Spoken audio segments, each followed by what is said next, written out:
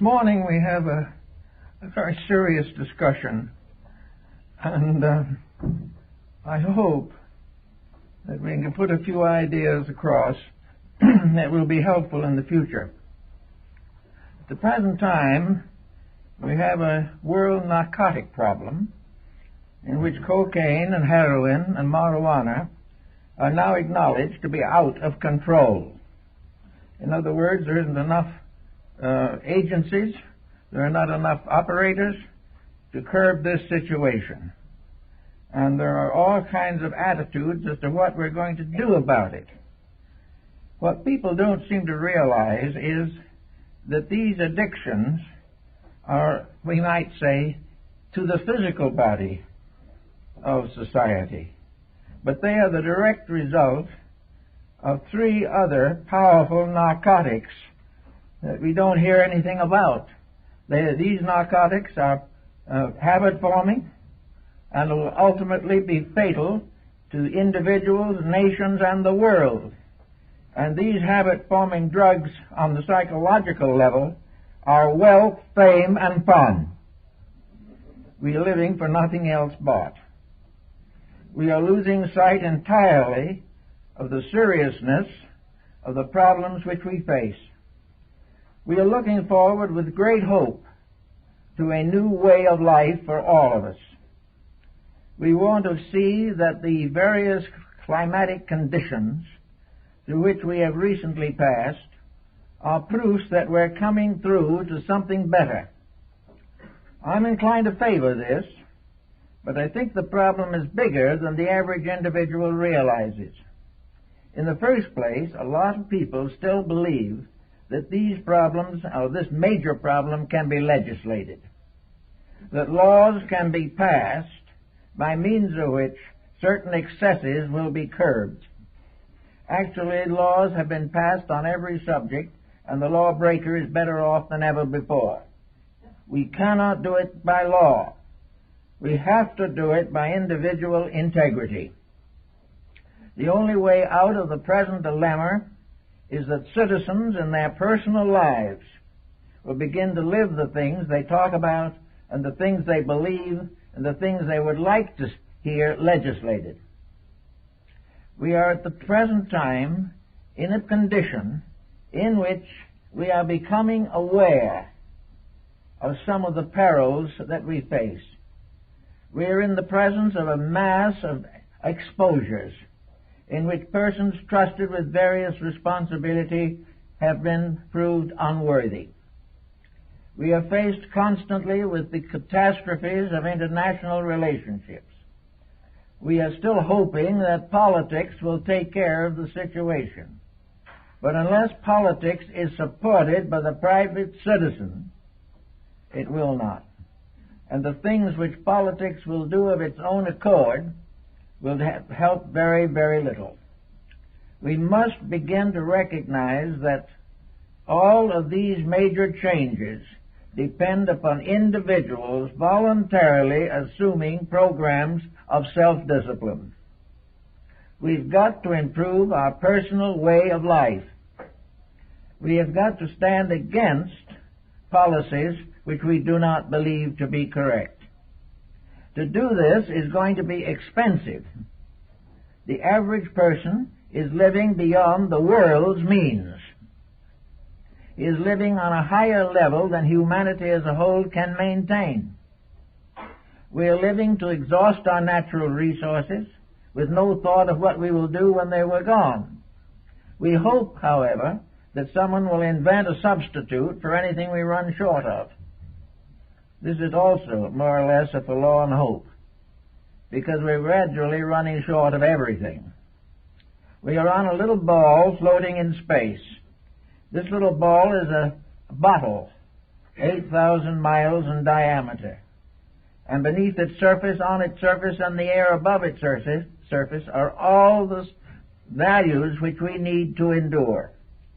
We are not protecting these values. We are exploiting them to the last nickel. We want to cut down nothing that interferes with luxury. And as the old Greek philosopher said, if you want to curse your son, say to him, I hope you live in luxury. This is our problem. We are building more cars and the roads won't take care of the ones we have. Everything is becoming more so. Cities that were supposed to hold 500,000 now have 5 or 10 million inhabitants. Everything is being accelerated except solution. And solution is left to heaven by people who don't even believe in God. This is the very serious situation. Something that has to be given a lot of consideration. Now, we are all here on a temporary passport. From here to there, we all go. And whatever we do here is of no value to us there unless it has done something to make us better people. The afterlife, as from Egypt, Greece, and all ancient nations, was a sphere of rewards. Good rewarding good, ill rewarding ill. So we can take nothing with us but our integrities, and we're going to many travel light on that basis. So, if we want to solve these problems and make this peace a reality that we hope for, individuals have got to make sacrifices. They must make dedications and keep them. They must conserve resources. They must restrict expenditures. Now they say that if we do these things, it will result in economic bankruptcy. Too late, we're there already. But if we want to put what we can into the building of a new way of life, we will realize that all of these ills were the result of our own basic wrong thinking. This world was given to us to use. We've abused it. It was given as a place of learning, and we have rejected learning on every possible count. We were told that we are able to live in this garden as stewards and servants of an eternal principle. We have changed the whole thing, paved the garden, and sold it as condominiums. We have done everything we could to destroy the planet on which we live. We have wrapped it in a tirade of wars. We have given every consideration to armed military progress and very little to peace. All of these situations arise from a personal ambition or avarice. They arise from the concept that wealth is secure. The recent debacle on the stock market may help a little bit to recognize that this is not true. We are looking for truths, and we do not find these truths in the social system which we are desperately attempting to maintain. And in order to maintain it, we are now forced to gradually weed out the few truths that we did leave and discard them because they appear to interfere with the correction of the situation. So we are now right down to the point, do we want peace? Do we really want to have a world at peace? Or do we want to have an arbitration of violence in which each individual can settle down and exploit his neighbor without any probability of redress? Are we willing to make the changes that are necessary? We talk today, as we have not for 50 years, on the importance of the teachings of Jesus. We are also very convinced that the brotherhood of humanity is possible. Yet we make no dynamic effort. We talk about it, we write about it, we listen to it, but if it costs money, we are not present at that moment. We don't want to sacrifice anything. We want a world of peace in which everybody is rich. Well, the world wasn't built that way. Wealth was a human institution. The universe gave us what we need, and we have spent thousands of years trying to transform that into what we want. And our wants continue to grow, and the materials to satisfy them continue to diminish. We are confronted by a crisis that will certainly be faced within the next 10 or 15 years. We are gradually building toward a recognition that we have abused and misused each other, the world in which we live, and the teachings that have been given to us to help us straighten out the mess. Everywhere, avarice has interfered with principles. The hope of fame has dominated the desire to live an honorable life. And the young people growing up in an uncontrolled society have decided there's nothing to look forward to, so let's have fun today and die tomorrow. This type of thinking is never going to be a solution, and no election can correct it. The correction lies directly with us. We must begin to recognize the difference between use and waste.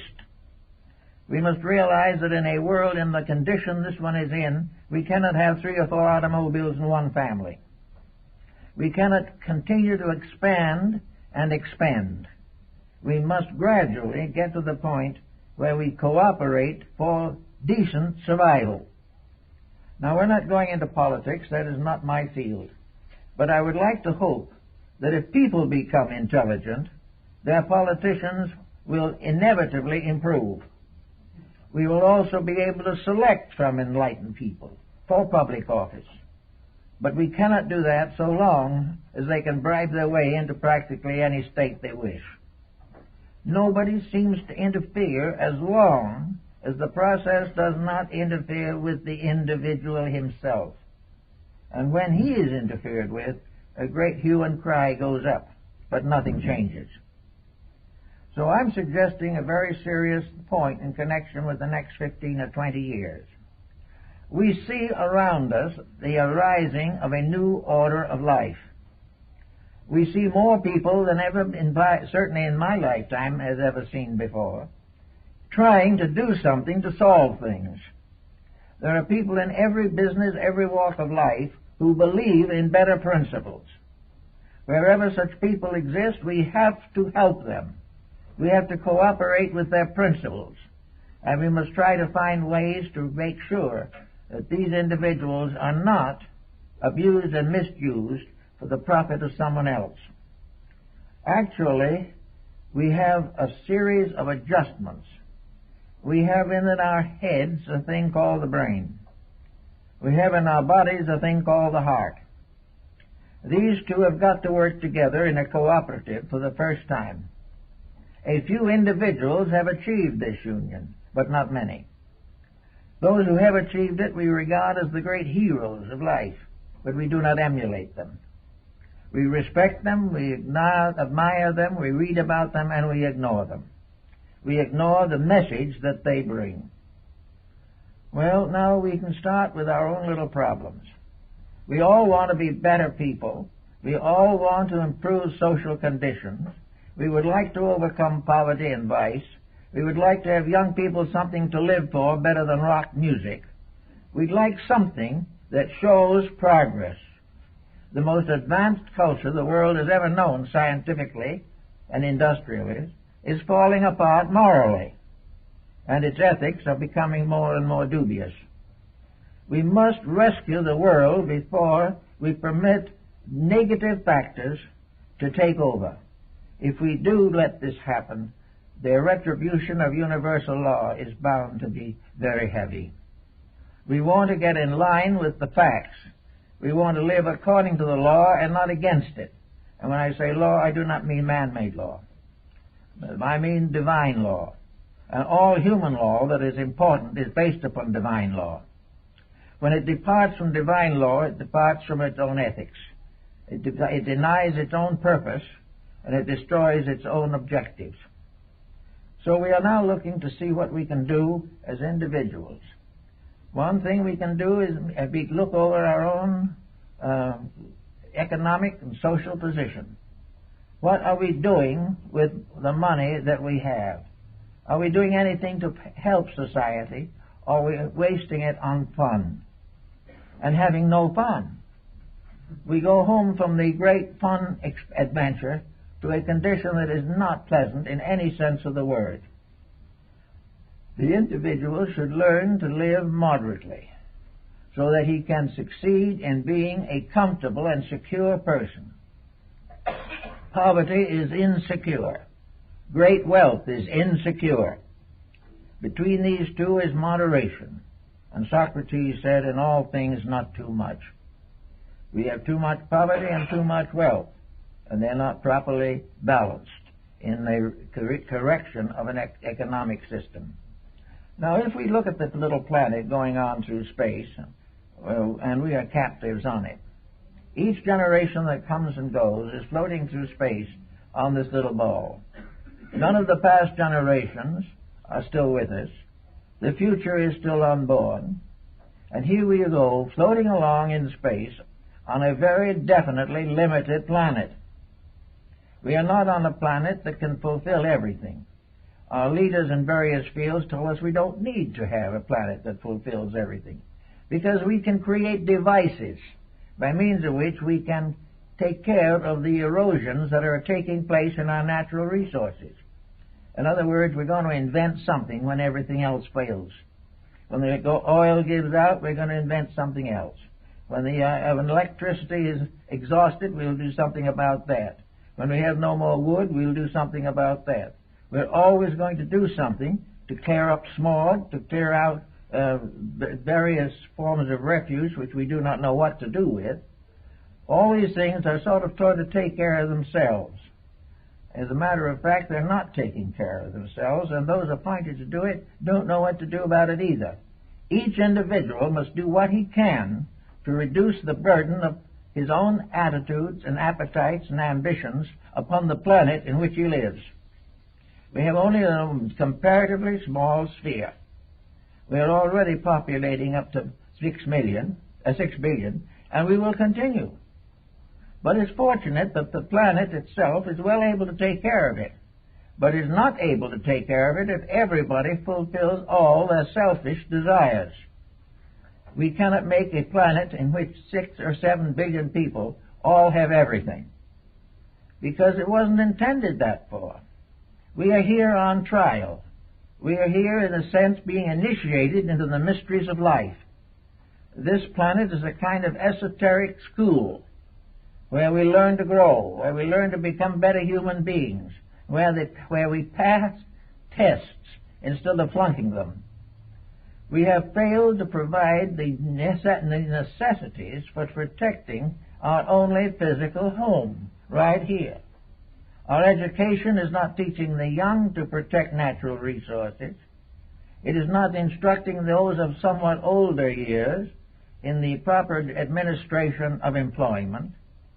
It is not giving any instruction to those who are trying fervently to end the destructiveness of militarism. And it is doing nothing to accomplish the prevention of crime. And the whole theory of punishing the misdeed is not the solution. The solution is to cause a better level of life by which we do not have these misdeeds that we must get over all the time. We look around and see what is happening. We read the daily paper. I read a little bit at least every day, all I can stand. And as a result of that, it becomes evident that almost everything we don't like is flourishing. Everything we know is wrong is increasing in importance. Governments are in trouble. Leaders are in trouble. Everyone is in trouble. But for some mysterious reason or way, the average person simply settles back and is sure it cannot happen to him. No matter what happens, he will be able to maintain the fallacies which have dominated his life. We are going to finally find out that salvation is not a collective experience. It is not something that is dropped from heaven. Salvation must be earned. The word salary comes from the same root as salvation, which means salt. And the salt of the earth in ancient times was the symbol of the wise, the knowing ones, the ones who could take common experience and give that experience a certain flavor by which it became acceptable to millions of people. So we are now in the condition where we have to begin to practice some of the virtues necessary to an individual or a family living in a highly restricted area, the planet Earth. We are here, and we hope to remain for the present, but nature is a very vulnerable and mysterious creature. And one of the things we're gradually discovering about nature is that our thinking has a lot to do with what happens. The individuals who group together to maintain a situation add a mental definitive to it, by means of which we can precipitate things. If we think bad enough, we can get in more trouble. If we think a little better, we can relieve ourselves of some of our difficulties. We've got to learn to think straight, live straight, believe in the truth, and stand up for what we know to be principles. And the time is now. Also, it is encouraging, very encouraging, to realize that a great many people think the same way. And little by little, there are groups rising up all over the world determined to end this riot of dissipation with which we have passed, and especially the last 50 years. It's in the last 50 years our troubles have multiplied, our skills have increased, our population has grown, and our ethics have fallen apart. This is one of the things that we've got to work on. Now, we've got people who are trying to put together a program for helping this situation. But they are also in difficulties. The moment they try to do something, somebody rises up and says, who's going to make profit off of this? We're going to raise these funds, but why don't we just divide them among ourselves? This is the type of thinking we are using every day. The purposes for which we are trying to gather our resources are not receiving the strength that we intended them to attain through our cooperation. We've got to begin to demand integrities. We have to have the gumption to turn away from that which is dishonorable. And we have to teach our children the same thing. And we have to go out into various streams of business, and if the job demands dishonesty, we've got to look for another job. If it's expected to waste, if our children have gradually been taught to be spendthrifts, we've got to re-educate them. The time is to prepare, if possible, for what has been anciently prophesied, namely that by the end of the present century, the great Reformation will take place. Nostradamus told us that after the end of this century, the Paraclete, or the Prince of Peace, would come. So we have to prepare an appropriate environment for peace. We have to be ready to accept brotherhood, love, friendship, and kindness as the basic principles of our relationships. Up to now, for a long time, they've not even been considered. Individuals who have tried hard have been badly hurt, and for the majority, the condition has remained the same. But now, if we want this peace, if we want to be ready for it, if we want to stand prepared to live in a better world, let us think for a minute what that world might be like. Remember, that world isn't something in which we can exploit the natural resources. There is talk about trying to colonize another planet, but I think we need more consideration for colonizing this one with the right kind of people. We cannot depend upon mysteries of this nature. If they could be depended on, the moral and ethical value of humanity would be lost. Humanity is here to grow, and to grow means to mature, to have greater and higher, nobler and more permanent aspirations, to learn the lessons of life.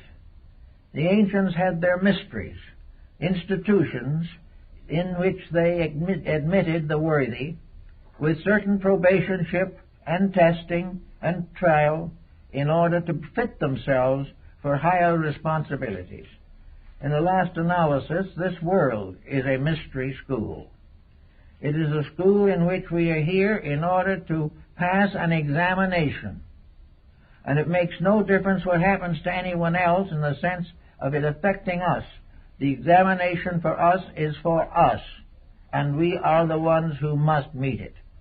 And each individual who wishes to be part of a better way of life must make a definite contribution toward that end.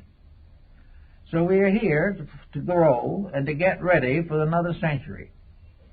And there are indications, there are landmarks There are indications definitely that people are getting together to do this. They are trying. They are working together. They are in trouble because they do not have any background of experience to work from. Most of those who are now trying to do it better had no help for doing it better except the misfortunes in their own lives. Some of them have gotten tired of misery, gotten tired of jealousy, hates, gotten tired of superficial living that ends in nothing but intoxication and death. People out of their own sorrows are beginning to grow towards the realization that this world was a beautiful place until we ruined it, and that we've got to restore it before we can ask for the grace of God. We've got to get this world into a condition that we can make it an offering to God, instead of allowing it to fall to pieces as a result of our own ignorance. So each person must now begin to think about developing value. One way to develop value, of course, is to be exposed to it. And there must be major changes in education. We can demand those changes and get them. All we have to do is stand together. But what happens? When we get together to make changes of this kind, one group says do that, another group says don't do that, and a third group says let it alone. There are people who feel that the information they are getting now is what they want, so they get it and die. What they want brings them to bankruptcy, but they don't want to change. They do not want to alter the rules for fear that they will be penalized, that they won't have quite the same chance for wealth and fame and fun as the individual who keeps the rules as they are and dies in early life as a narcotic addict. So to get education on its feet is not an easy problem. It must be faced with the realization that a basic of education must be found. It must be found in a way that does not hurt anyone. It must be of common agreement. Now we have in the world, for example, today, 8 fairly major world religions, and we have a couple of dozen smaller ones. The only thing that these religions have found that they more or less all accept is the Golden Rule. They all believe in the Golden Rule. You find it in Chinese, and you'll find it in the Balinese calendars, you'll find it among the American Indians, and you'll find it among the Eskimos. Do unto others as you would have them do unto you. Now this is a common acceptance. It would be very hard to find anyone who would make a big argument against it. But no one is doing anything to bring it home to young people starting out in life. It is considered religious interference with the political right to destroy the country.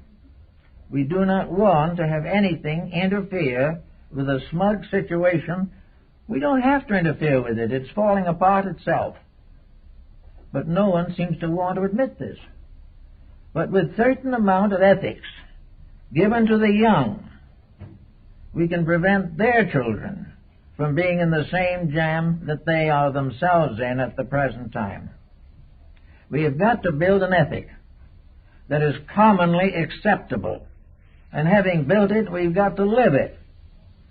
If we want to live by the Golden Rule, we must grant the right to do unto others only that which we would have them do unto us.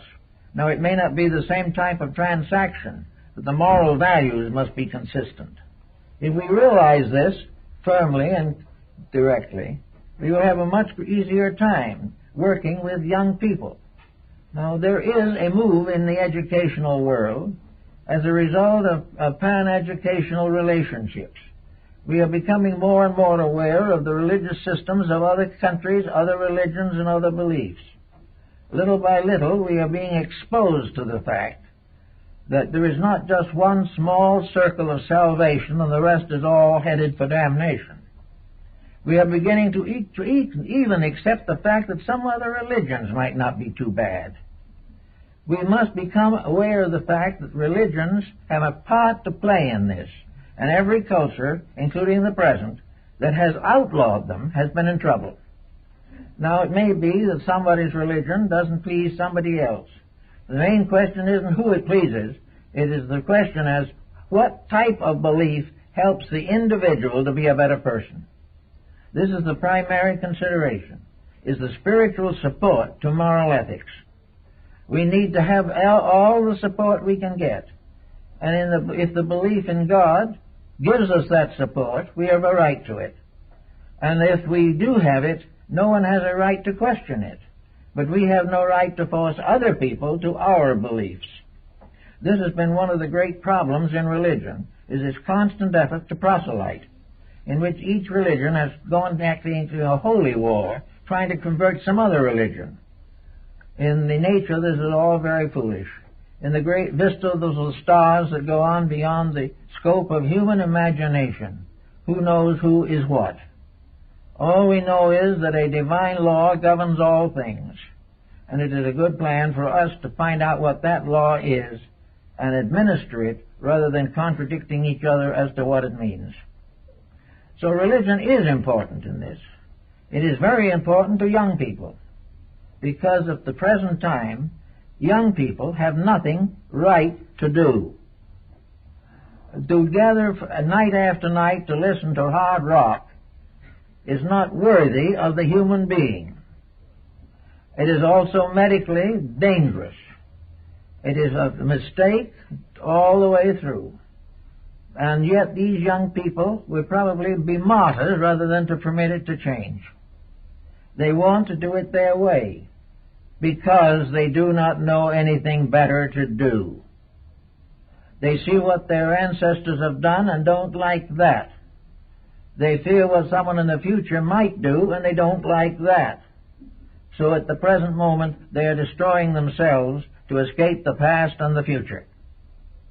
We need something from these young people. After all, they are our successors.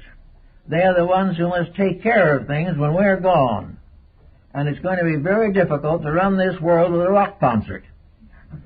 We're going to have to do better than that. We also have to find a way of educating young people so that if responsibilities are offered to them, they know how to accept them.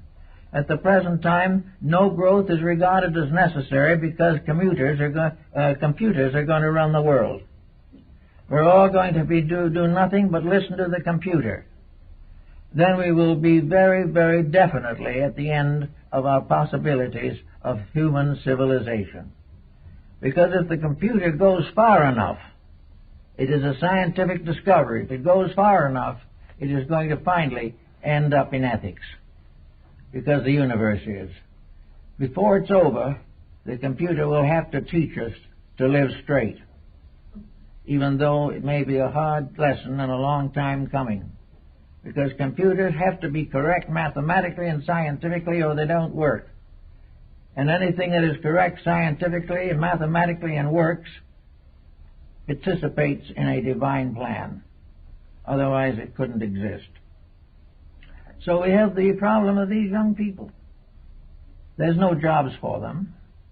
The kindly older generation has thrown unemployment in the face of millions. There is no cooperation. There is no tenderness. There's no thoughtfulness. All of it goes back to that one foundation, profit. And profit in this case is not profit as in the form of a wise man. It is a quick money deal. So actually, it's up to us. We've either got to straighten out or we're going to be in trouble. And this trouble can be very fatal because the mental and emotional attitudes of peoples, the wars they fight, the depressions they cause, the strikes that they advance, all of these things are part of nature's vibratory field. And if we keep on thinking crazy, as we are now, we will have a great rash of earthquakes.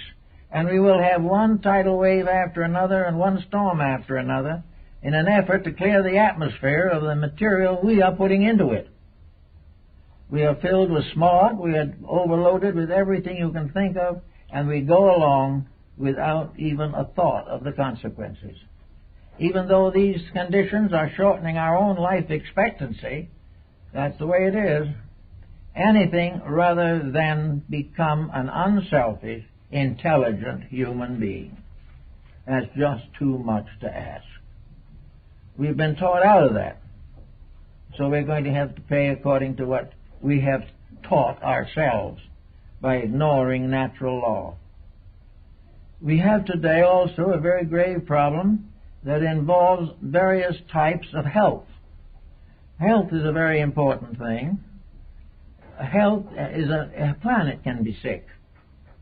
The solar system can be sick. Little worms can be sick. Everything that exists can be sick if its proper regime is destroyed. A planet can be so ill that it will give us another mass of plagues. We've had one civilization after another shaken from our backs already.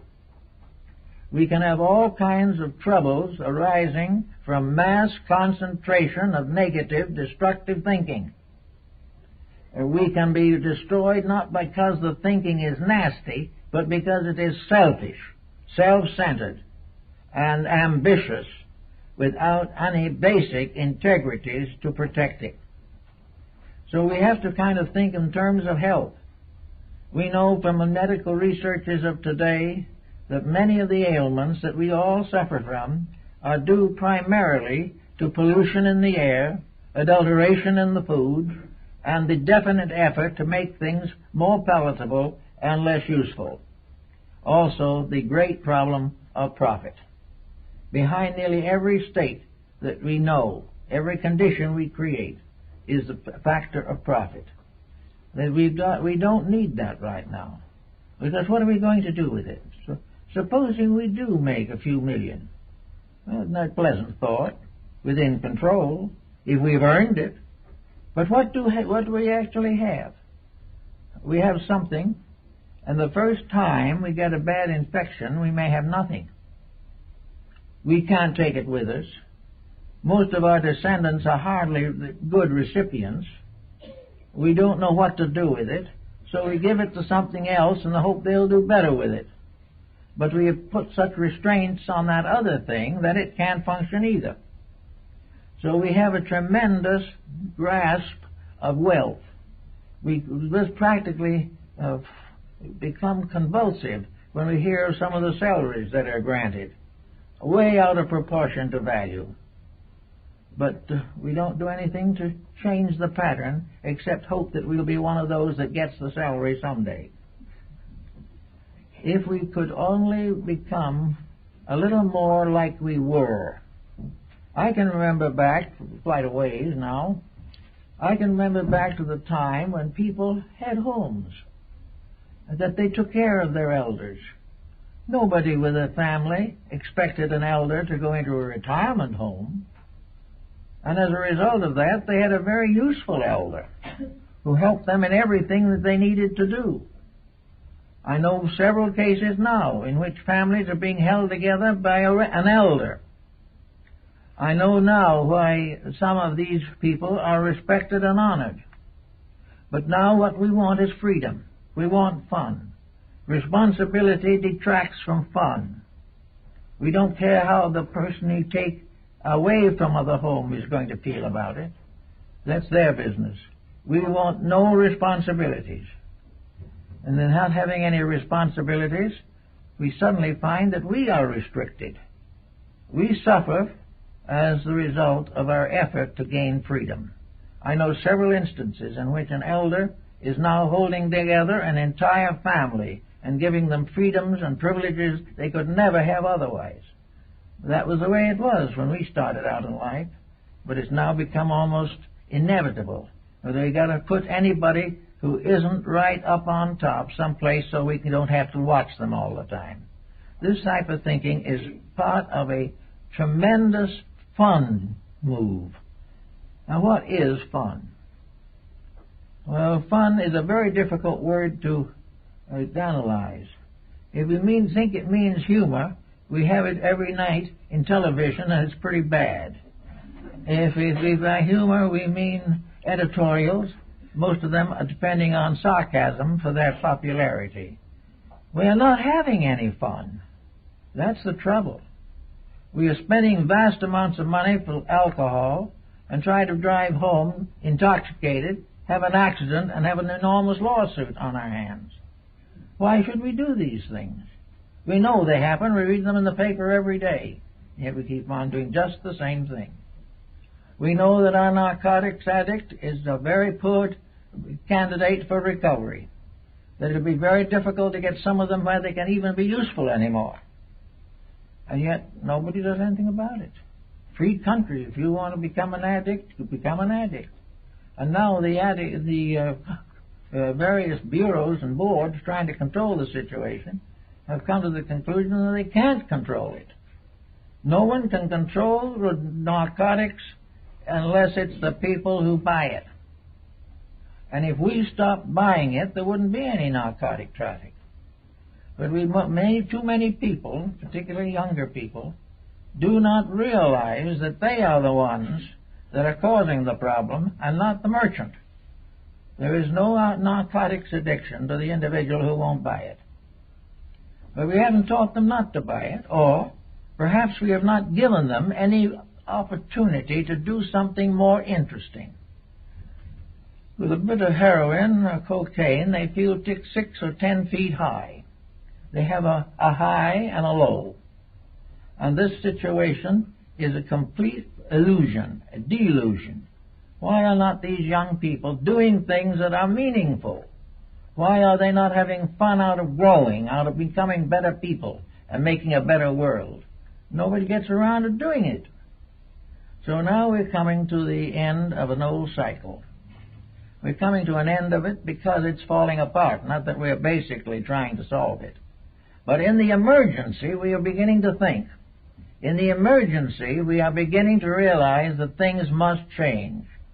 And an order of change is coming. There is today more growth in the fields of religion, philosophy, idealism, and mysticism than ever before in recorded history. People want to grow. They want to be better. And they're studying to be better. But unfortunately, they have not realized that they must change themselves. It isn't the class they attend or the book they read. It is what they themselves do to change their own dispositions. There is no reason to hope that any intellectualism, apart from labor, can ever help to cure this situation. The individual who wants to make a better world has got to be a better person to start with. He's got to start in by understanding life and recognizing his own faults and his own delinquencies, and get out and cooperate constructively with other people who are going somewhere. Now, in this struggle to try to find some solutions, we're getting some pretty woolly ones. And some of these solutions will probably fall apart also. But at the least point of view, they are efforts. And now we've got to help them to build a solid substance under the effort to grow. We've got to help them to find the truths about things. We've got to have them realize that growth is a private, personal problem. And if several people come together to try to grow together, they may do so in fraternity, but each has got to do his own living. He's got to do his own thinking. He's got to make his own corrections with life. He's going to have to find ways to cut down the divorce rate. He's going to have to find ways to improve morality and social life. And in all these matters, improvement begins with himself. Until he grows, until he becomes better, there is no actual change. There is talk, there's discussion, there's publication of books, there's magazine articles, there's everything you think of. But unless the person grows, unless he makes a purpose out of improving himself, unless he stops hating people, unless he stops gossip, unless he stops chiseling, dishonesty, unless he stops trying to make an unreasonable profit on his merchandise, unless these things change, all the illusions in the world will not help. By changing a life your own, to change the way you relate to all the circumstances of living, how you relate to government, how you relate to religion, science, how you relate to the professions, and how thoughtful and conscientiously you escape the tendencies to bigotry which arise in nearly every person. We've got to gradually grow the way we should. Now, if we do that between now and the end of the century, I think we'll be on our way to the greatest change the world has ever known. And it is being forced on us by the fact that our skills are becoming autodestructive. We are thinking our way into a dilemma which we cannot escape from unless we change our own thinking. We are heading into a way of life that is intolerable unless we change it. We are heading into a period of change which is going to result either in the building of a better civilization than we've ever known, or will bring down the present in ruin. We have to get together and do some solid, simple, honest thinking. It's tough, it's not popular, but it's survival. Now, most people care for someone in this world. They care for their children, their parents, their marital partner. They want to have a happier situation. This means they've got to cause it. They've got to begin to change the dispositional peculiarities of themselves and become more integrated and better people. I've had a great many come to me during these many years with their problems. Some of them just only wanted sympathy. Well, that's not very valuable, but if you can pat them on the head and call it that, but it's not going to change anything. A few wanted to change themselves. One man came to me and said he was on the verge of losing his home, very largely because of his own conduct. What could he do about it? I told him what I thought he could do about it and save the home. And in desperation he tried it and saved the home. And the home that he expected to lose in a few months has now gone on for over 20 years. It's to do things, to get at things. Sometimes you use strange medicines for these cases.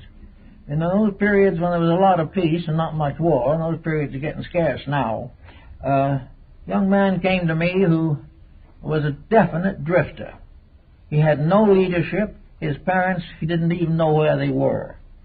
He wasn't trained in anything. He was gradually becoming an alcoholic, and he was gradually going down to join that group of people who might haunt the East End of some town, such as San Francisco, streets there where there's awful troubles. But in any event, we talked to him, and I said to him, there's one thing you can do. You're not going to like it, but you can do it. Join the Marines. He did. He stayed for one re-enlistment, and at the end of 5 years he came back. And I saw him come in the door. I saw a man. I saw a person with real integrities, with a profession, with a straight mind, off of all alcohol. He was disciplined into being a human being. And of course, I picked a time when there wasn't any war, so he wasn't worried much about that. But he had to obey orders. He had to do things on time. He had to clean up his own room. He had to have a certain pride in achievement and accomplishment. And he got it out of the Marine Corps. A lot of young people could get it out of the homes if the parents would give them some discipline. But no, it's too much trouble. The parents don't want to even have an argument with their own children. The result is that no discipline is resulting in the inability of the person to learn. He doesn't want to take the time. And if somebody does do it, and does take the time, he is labeled a highbrow and regarded with disfavor. Anyone that tries hard is going to be criticized for trying. But if that's the best cause of criticism, I know, is the criticism for doing it better. So if we have another 10 years, maybe, a little more, we can put this world back on its feet. We are gradually increasing the influences for better conditions. Little by little, real government leaders are beginning to become involved in this realization. Most of the governments of the world today are in trouble, and they know it. And they have a pretty good idea why they're in trouble. Of course, some of them are in trouble and in a very poor condition at the moment to get out of it. But every one of these troubled peoples knows that something has to change. There has to be an entirely new way of life in which the ends of living are not material conquest or material wealth, but the fulfillment of the personal potential of the human being. We've got to build a world that is ruled in effect by affections and friendship, by mutual trust and cooperation for survival and for general improvement. We know now that all this nationalism is simply a pretense to perpetuate someone's selfishness or arrogance. We know that all these systems are for profit of some kind and not for principle. And people themselves are finding out. And everywhere there are disturbances. Now, unfortunately, the first disturbances are violence. And this is very, very wrong, because that will solve nothing either. It is not to be violent and not to attack your enemy that will get you somewhere or hold hostages. The thing that helps the person to be free from the slavery which he has imposed upon himself is the development of his own potential, development of his own principles, so that he can stand and say that he is a person, and that he cannot be enslaved except by his own permission. And if he has to go through various stages of subordination because of politics around him, this does not interfere at any time with the right to be himself. He may not be able to advertise it, he doesn't have to. All he has to do is practice it. And very few people are in trouble politically because they practice principles, unless the principles are wrong. They can be quietly practiced by anyone. 3 or 4 religions can live under one roof. Each one practices their own without conflict with the others. All the conflicts that we have are largely based upon superstitions, upon misinformations, or we have accepted the conduct of people as the indication of their religion. And if their conduct is impossible, we consider their faith intolerable. All these things can be changed. And we can set up new educational methods by which a great deal of this problem can be corrected. We do not need to bring theology into the public schools, but we do need to have a basic integrity and an idealism that is generally accepted. We do not need to favor one group above another, but we have a right to tell the person that as education is costly and is paid for by the government or by whatever service does it, that the student is responsible for growing and learning. And if he does not find growth and learning in the existing educational system, then he can search for it elsewhere.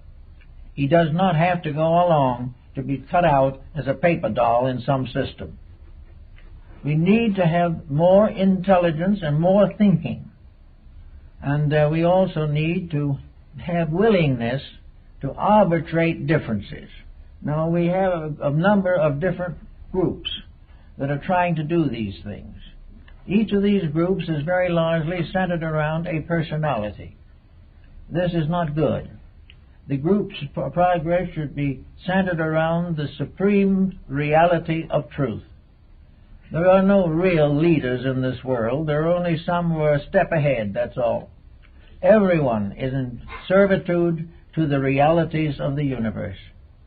We all must obey the same rules, whether we are so-called exalted or so-called inferior. There is no one who is able to administer the universe except the universe itself. And somewhere out there, there is a power that has always been, a power that seemingly never makes a mistake, a power that can do just as much with the eye of a flea as it does with the completion of the solar system, a power that deals in the miniature and the massive, a power that sets planets in orbit and takes care of the smallest blade of grass. There is a great rule And that rule is infinitely benevolent. That rule is a rule of enlightened love. It is a rule of something that will forever be parental, forever guarding and preserving and helping. And those who want to have the best life are the ones who want to live according to that rule and help it. And wherever something interferes with the proper function of the rights of human beings or the rights of other creatures, then something must be done about it. And the only thing we can do is make sure that we're not making any of those mistakes. Now, we're gradually going to see the new major movements are going to come up. Some of them international, some of them largely sufficient to regain our respect. We may not want to join all of these things because that doesn't do any good particularly, but we are going to be with that which is right. And we're going to stand strong and firm for the realities that transcend prejudice of all kinds. We're not going to be dominated by prejudice, by the unwillingness to accept a belief because it comes from the wrong source. There is only one source for right belief, and that is the divine power. There's only one source for bad advice, and that's humanity. And we have to correct this as rapidly as we possibly can. So I think we all should make not a 5-year plan in this case, but a 10-year plan. A 10-year plan in which we declare that at the end of 10 years we're going to be better people than we are now. Really better people. We're going to be able to say at the end of 10 years, I'm jealous of no one. And I may be able to say at the end of 10 years, I believe all religions have the right to exist, and I really believe it. It's not merely a platitude. And I'd be perfectly willing to worship in any man's altar. Because all in the last run lead to the same great immutable principle.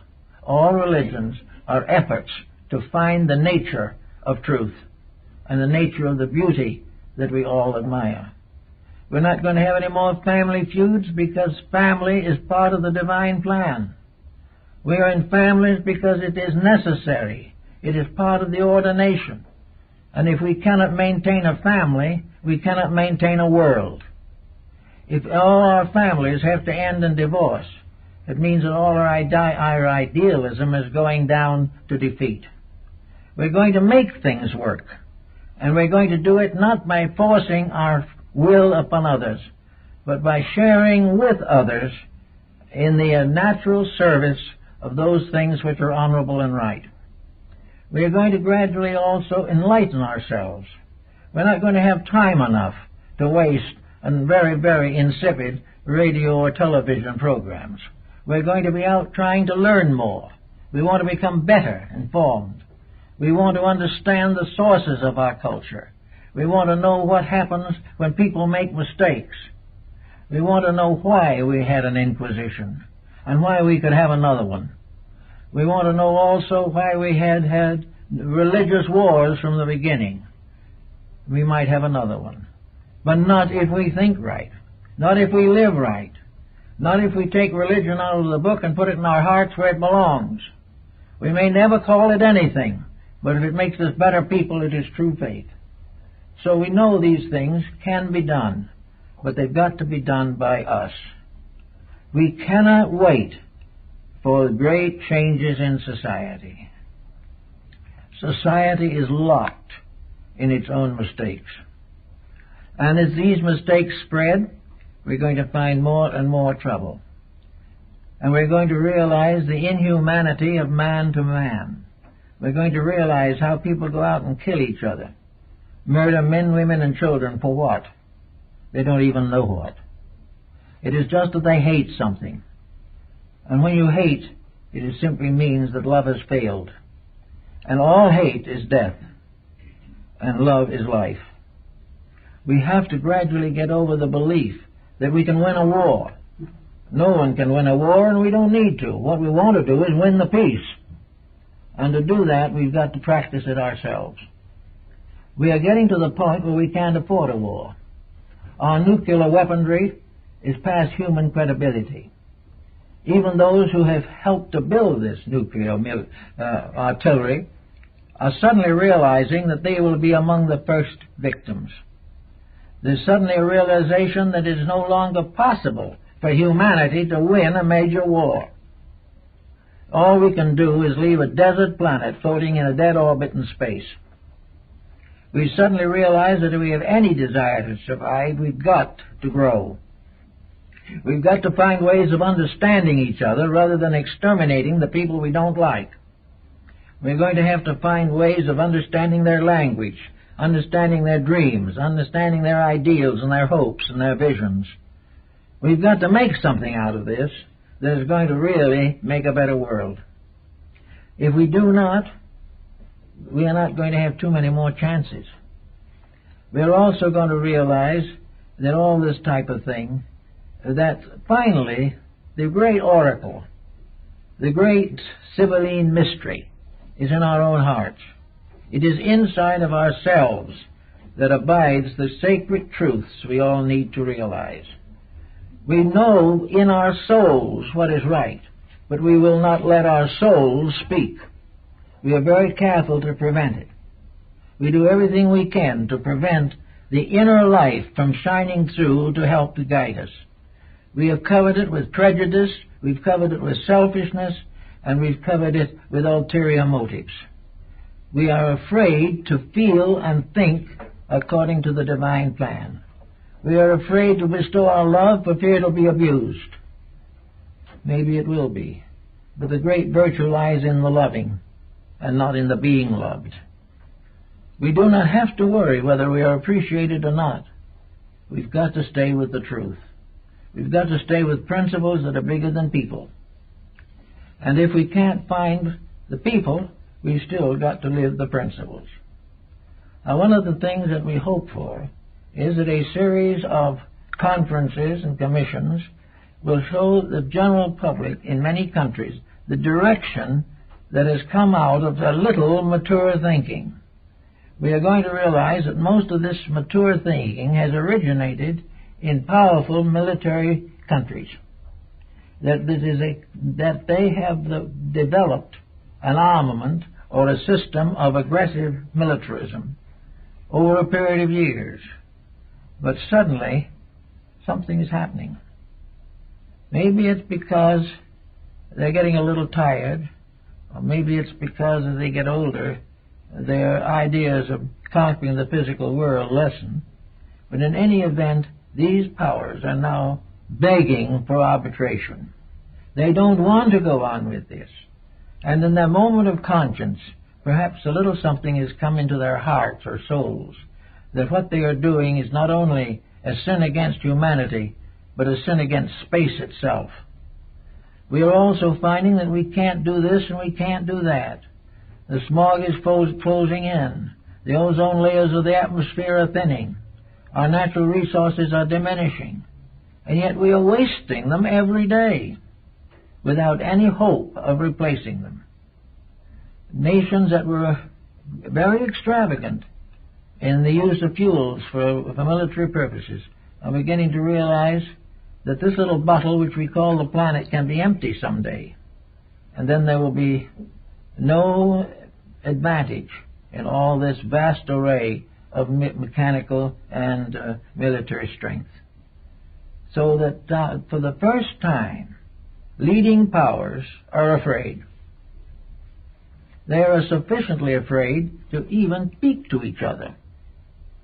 They are frightened of the possibility that some strange and mysterious circumstance may set off an unwinnable situation, that we could, with almost in 24 hours, destroy the work of 10,000 years.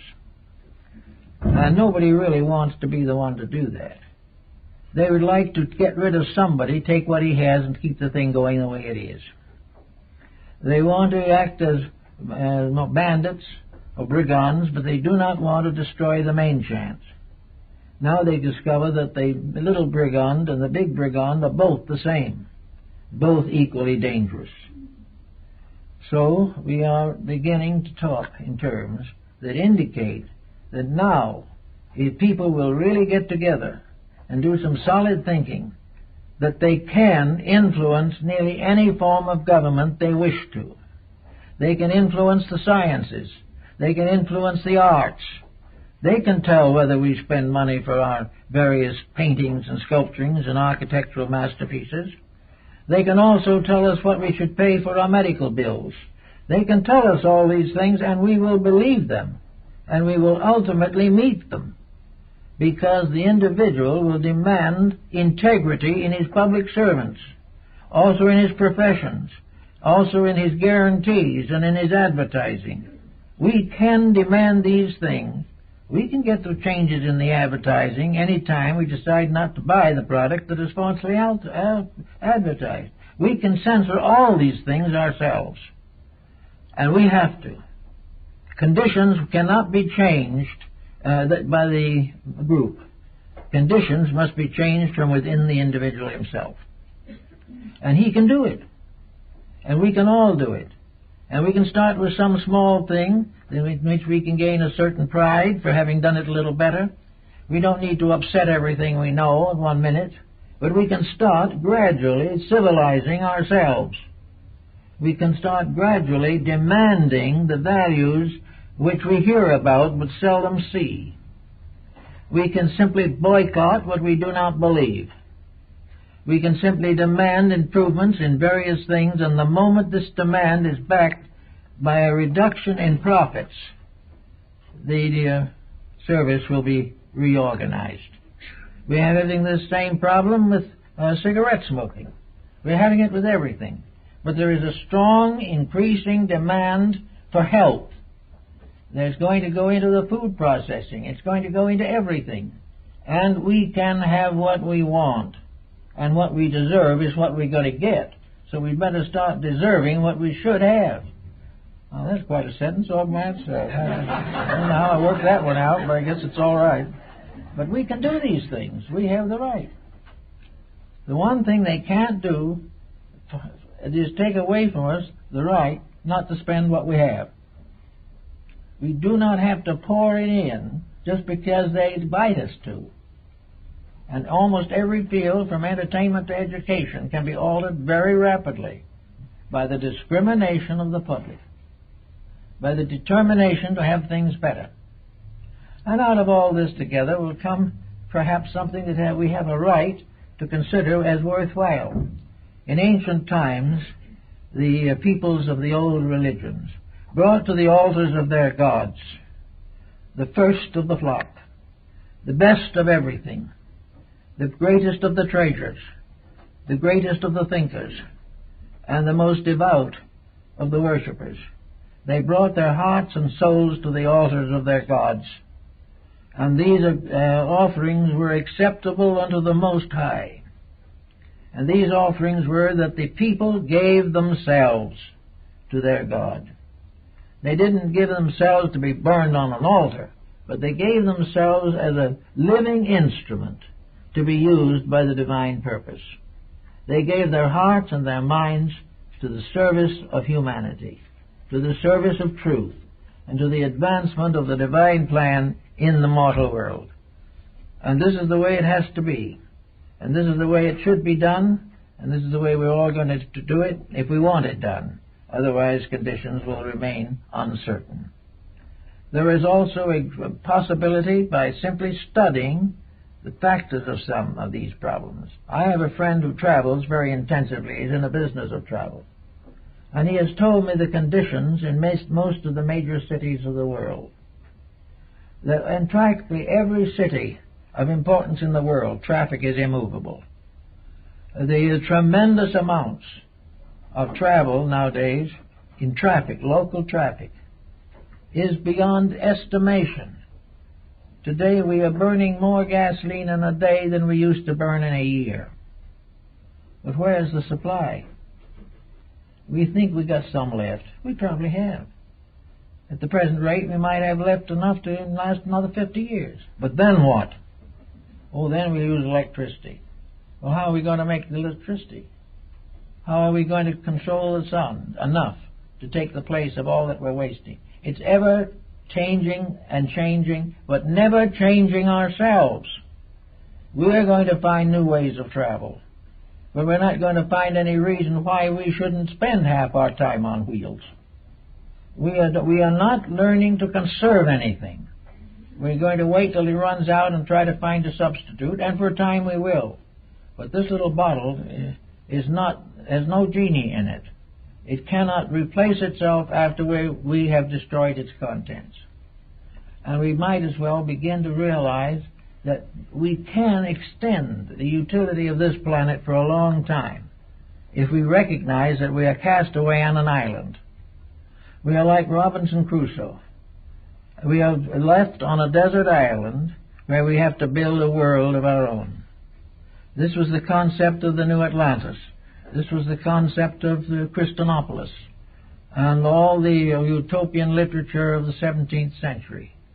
We are brought to an island in space, and here we have to build a life. We have to find ways. We have to discover solutions. We have to learn to live with ourselves, which is one of the most difficult of all lessons to learn. But in the case of the Earth, we not only are on an island, but we are on an island that is beautifully verdant. We are on an island in which nature is enriched. We are surrounded by thousands of other living things that are also trying to grow and unfold. We have found an island and land in its natural condition of extraordinary beauty. We find that an all-provident nature protects all this, that it makes it possible for things to be beautiful. It has given us so much of natural beauty, and we have destroyed so much of this with our own selfish, arbitrary conduct. There's no reason why we can't enjoy life. There's no reason why we cannot share with nature the bounties and wonders of existence. There is no reason why we can't develop beautiful and useful talents from within ourselves. We can lift our abilities from the brain trust to perhaps a heart doctrine. We can find fulfillment in growing and contributing to beauty. We can train our children up to be kind to each other and to be kind to the stranger at the gate. We can do all kinds of things if we can get over this hypnosis that we have fallen into, this slough of ambition and greed and fun. We can do all kinds of things because we're not having any fun. No narcotic addict is having fun. He's having high and low and most of it torture. We're not having great success the way we're doing it. We just have a run on Wall Street, which doesn't help anybody very much, except certain persons who engineered it. But anyway, we have all these problems which we don't need. All we need is to settle down and grow. We can unfold the talents within ourselves. There is probably enough genius at this moment in the world to completely rebuild it. But we're never going to call for this genius. It's going to gradually die out, unknown, unhonored, and unsung.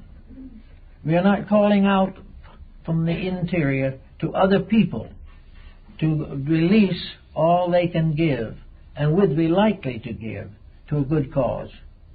We are satisfied to take up a collection. This is not the basic problem. Surely there has to be a collection. But the real gift is the gift of self to progress.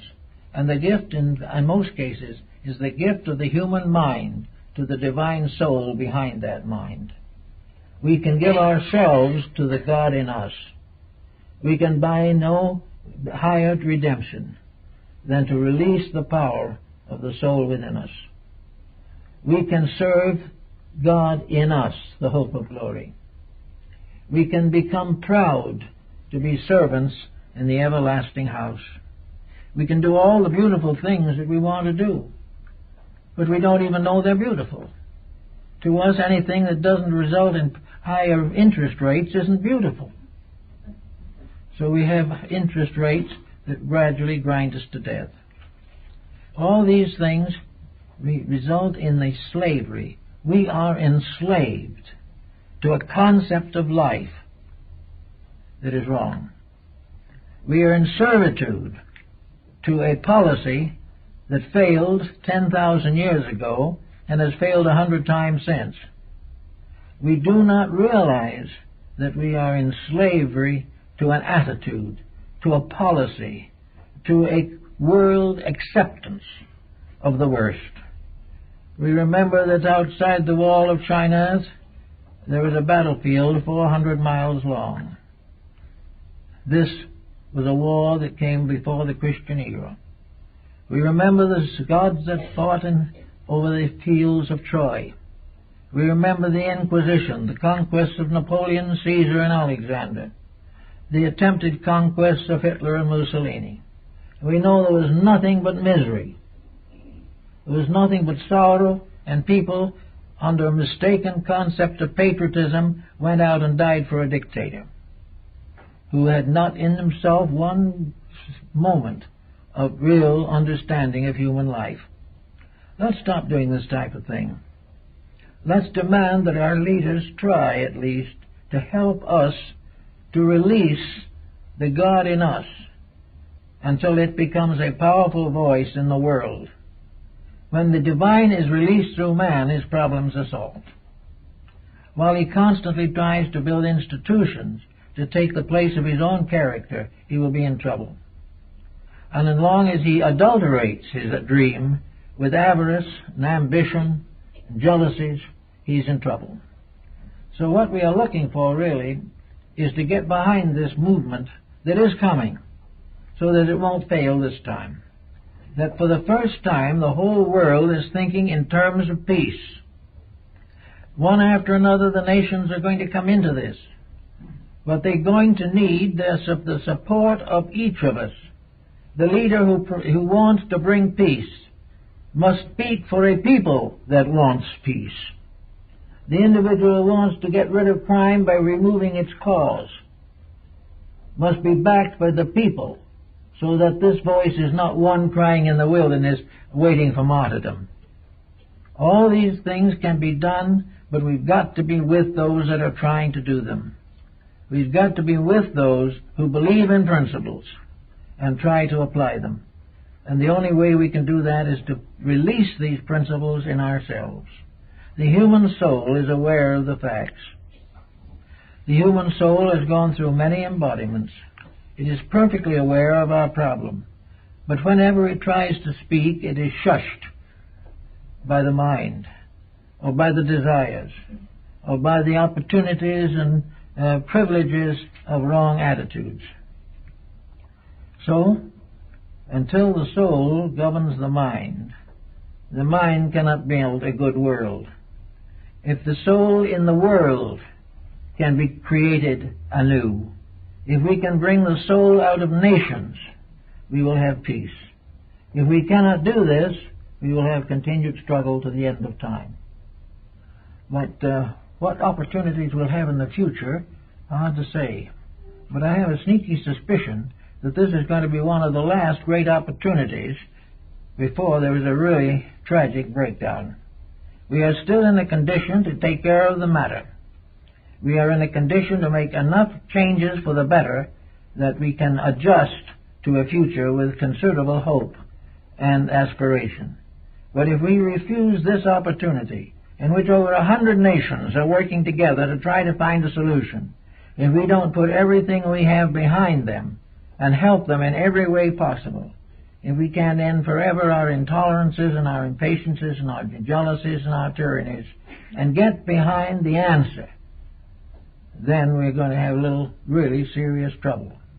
And it's much better to very simply and honestly walk forward into the next century than it is to push, cram, and juggle figures and factors and personalities in a desperate effort to get there. So we really recommend that this is the time for peace. It is possible in our time. It's only possible, however, if we do it. And if we do not do it, no legislation in the world can do it. We can't legislate the control of the drug industry. We can't negotiate or legislate the problem of AIDS. These things we cannot meet with legislation. Integrity cannot be nominated and elected. Integrity is in the human soul itself and will come out if we give it a chance. But without our own integrity, no nations can be honorable or proper citizens of this world. So we hope that on the simple fact that we can do it probably now better than in the last 500 years. Foundations laid 400 years ago can come out now. The mysteries and secret things that have been hidden for the ages can be brought into the surface and help us. But we've got to make the change ourselves. We've got to honestly labor for a better world. And we must be the first to make the sacrifices that are necessary for world peace and harmony and the security for our children and their children. The time of selfishness is gone. This is the time when, for the first moment, I guess, in 500 years, we have really realized that the world is in trouble and that this trouble is due to ourselves.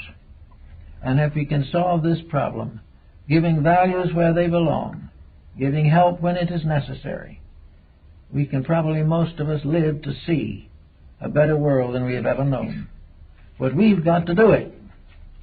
We've got to do it ourselves through sacrifice, dedication, and a resolution not to cooperate in any way with that which is dishonorable. Because most dishonor depends on the selfishness of little people to maintain its major projects. If people are honest, the world will be honest. And if the little people unite to demand the proper standard of values, they'll get it.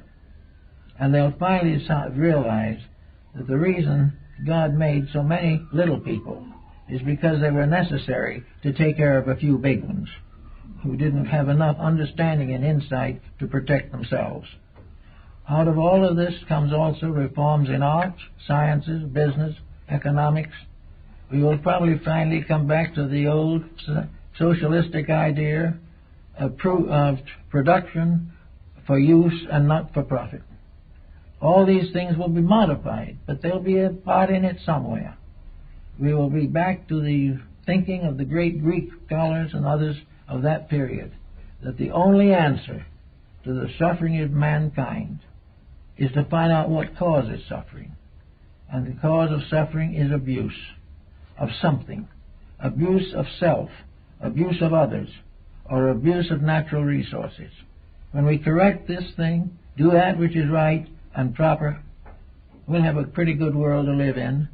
And I'd like to hope that we'll all be able to gather someday and welcome in an age of fraternity, an age of brotherhood, in which there will be no longer any strangers in this world, but only friends. Thank you.